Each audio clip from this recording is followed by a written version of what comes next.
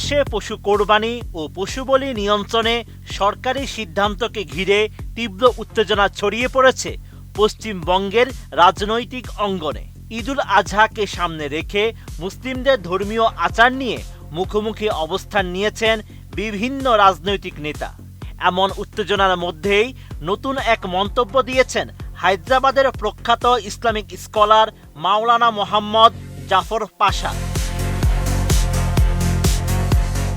পশ্চিমবঙ্গের মুসলিমদের উদাহরণ টেনে হায়দ্রাবাদের ইসলামিক স্কলার দাবি করেছেন উগ্রবাদীদের জবাব দিতে কৌশলগতভাবে গরু ও মহিষ কোরবানি থেকে বিরত থাকা উচিত।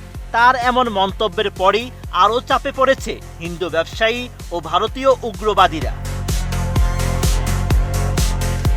জাফর পাশা বলেন, পশ্চিমবঙ্গ থেকে শিক্ষা নেওয়া উচিত মুসলিমদের।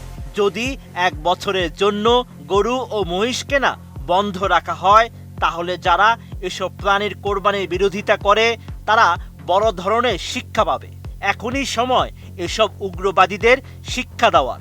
1 साल हमारे पास भी अगर हम ये एहतियात करें बड़े जानवर से, तो हमारे दीगर भाई जो आज ये जोश बता रहे हैं उनके होश ठिकाने लग जाएंगे। क्वालिटी संपन्न आंतर्जातिक माনের steel bar CSRM committed for better steel. এ সময় তিনি অভিযোগ করেন, হায়দ্রাবাদে যেসব মুসলিম গরু ও মহিষ কিনছেন তাদের বিভিন্নভাবে হেনস্থা করা হচ্ছে। এমনকি রাজ্যের মুখ্যমন্ত্রী যদি এই বিষয়ে কঠোর অবস্থা নেন, তাহলে কেউ মুসলিমদের কাছ থেকে কোরবানির পশু ছিনিয়ে নেওয়ার সাহস পাবে না। হায়দ্রাবাদের এই ইসলামিক চিন্তাবিদ আরও বলেন, রাজ্যে বসানো বিভিন্ন চেকপয়েন্ট দ্রুত প্রত্যাহার করা উচিত। তার মতে, প্রশাসন একদিকে মুসলিমদের আশ্বস্ত করার চেষ্টা করছে, অন্যদিকে গোরক্ষকদের বাড়াবাড়ি করতে সুযোগ দিচ্ছে। हमारा मुंह बंद होने वाला नहीं है। आपके जैसे बहुत से पुरुषों पे देखे और आगे देखेंगे भी, मगर हम हुकूमत से मुतालबा करते हैं कि आप जितने पुलिस स्टेशनों में आप चेकपोस्ट कायम करे हैं, उस चेकपोस्टों को बर्खास्त करें और ये मुसलमानों की ईद में हमेशा जो ये गाय रक्षक बन के जो दहशत पैदा करते हैं उन पर सख्त निगरानी करें।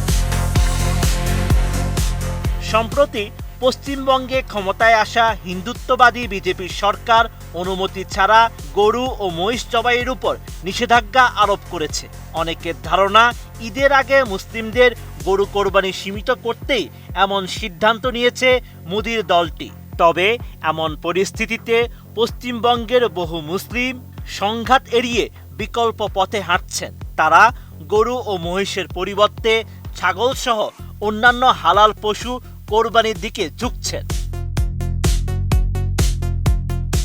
এর প্রভাব পড়েছে স্থানীয় গরু ব্যবসায়ীদের উপরও, বিশেষ করে যেসব খামারি ও ব্যবসায়ী ঈদের সময় মুসলিমদের কাছে গরু বিক্রির উপর নির্ভর করতেন। তাদের বড় অংশই এখন আর্থিক অনিশ্চয়তায় পড়েছেন।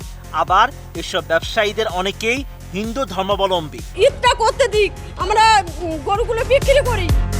Sheikh Farid, ATN news.